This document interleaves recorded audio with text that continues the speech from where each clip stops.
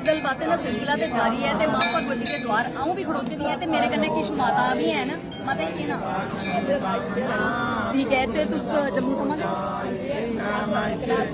विश्नाधाबाद दूर नहीं पे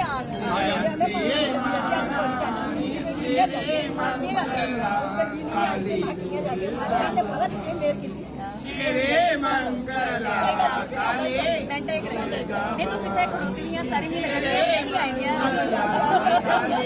सहेलियों का प्यार नहीं कुछ लेना। चलो तुम सहेली बोल जाते माता ही ना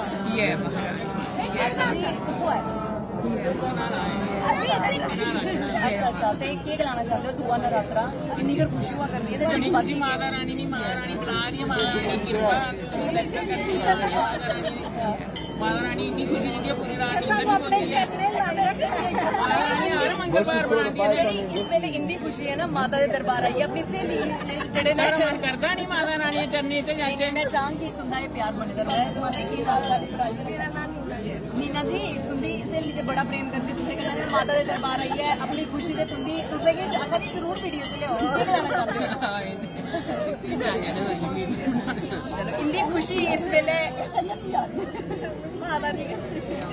खुशी तो हिंदू धर्म की गल करा ये गल करा जिन्नी साड़ी माताएं भैनें की दादी की खुशी होंगी मां भगवती के चरणें च पुज्जी है अस शब्द च बखान नहीं करी सकते शायद कोई हो शब्द जेडे ने इंदी अक्खे थमां बड़ी टेंशन होंदी है जिस दिन मंगलवार आना होंदा है कि माता रानी इस वेले गवाली उड़दी पता भी नहीं लगन देंदी सानू कि कियां पहुंची हो सही गल है सानू बड़ी टेंशन चलो एक और माता और सारा इंतजार करें माता जी की नाम है वैष्णो देवी साढ़े कन्नै साक्षात माता वैष्णो देवी न ते तुंदे कन्नै गल करिए तुंदा नाम सुनिए मिगी ते बड़ी कृपा होई ते मिगी इ'यां लग्गेआ कि मैं मां वैष्णो देवी दी थाह्र कीती है ते माता जी कुत्थों आए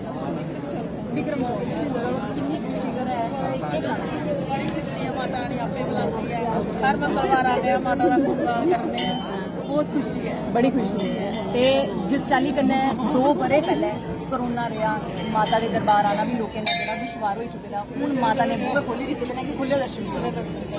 इस वक्त जी खुशी है वो बारे में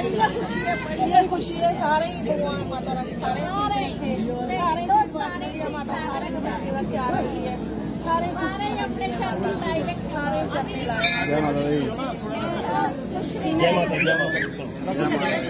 असीम खुश हो एक बड़ा प्यारा आता मात सहेली आता खाली करने जय माता दी एक बारी जोर जयकारा शेरा वाली दा ओ साचे दरबार की जय दरबार बाबे वाली तुसे दिखा ये 4 सहेलियां जड़ियां इस वक्त पुज्जे दियां इत्थे कोई विश्वनाथ थमां कोई विक्रम चौक थमां ते सहेलियां दा प्यार भी किश इस चाली दा होंदा है कि